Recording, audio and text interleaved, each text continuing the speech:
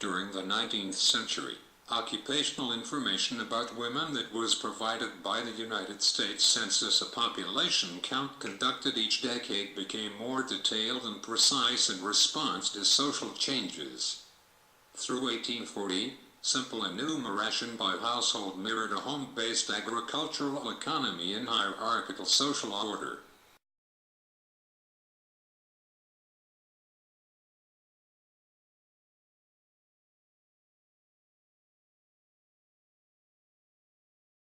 The 1850 census, partly responding to anti-slavery and women's rights movements, initiated the collection of specific information about each individual in a household. Not until 1870 was occupational information analyzed by gender. The census superintendent reported 1.8 million women employed outside the home in gainful and reputable occupations.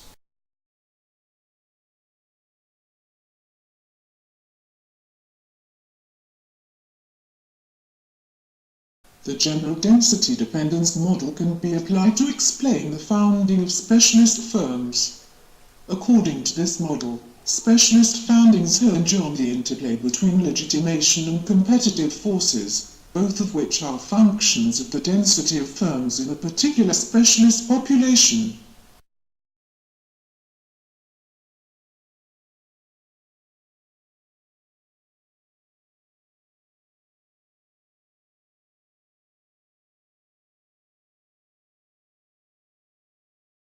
To critics accustomed to the style of 15th century narrative paintings by Italian artists from Tuscany, the Venetian examples of narrative paintings with religious subjects that Patricia Fontini Brown analyzes in a recent book will come as a great surprise. While the Tuscan paintings present large-scale figures, the Venetians filled their pictures with dozens of small figures and elaborate building.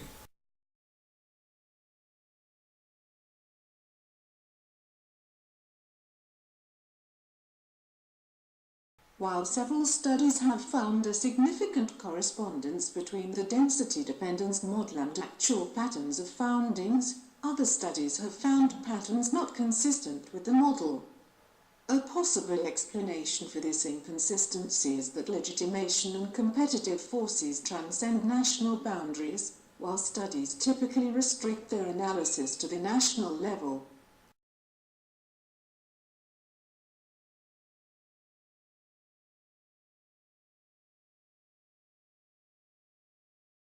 Critics have long been puzzled by the inner contradictions of major characters in John Webster's tragedies.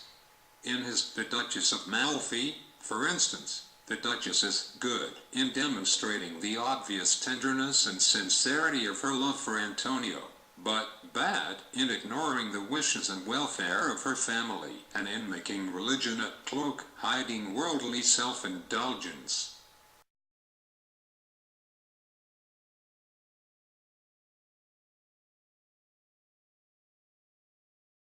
In its 1903 decision in the case of Lone Wolf Hitchcock, the United States Supreme Court rejected the efforts of 3 Native American tribes to prevent the opening of tribal lands to non-Indian settlement without tribal consent.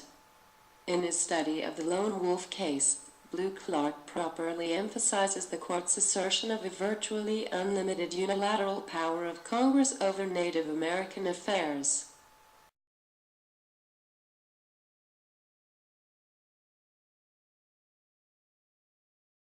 We now understand how the habit of mind that saw the world as a battleground between good and evil produced the morality play.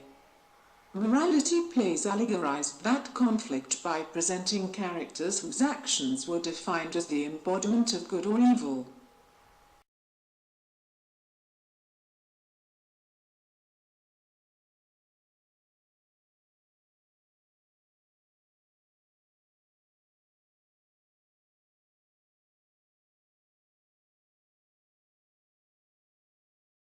Some historians contend that conditions in the United States during the Second World War gave rise to a dynamic wartime alliance between trade unions and the African American community, an alliance that advanced the cause of civil rights.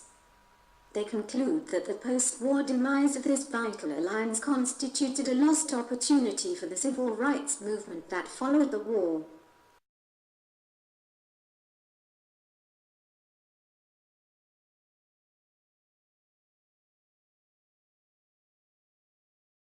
Historians have identified two dominant currents in the Russian women's movement of the late Tsarist period. Bourgeois feminism, so-called by its more radical opponents, emphasized individualist, feminist goals such as access to education, career opportunities, and legal equality.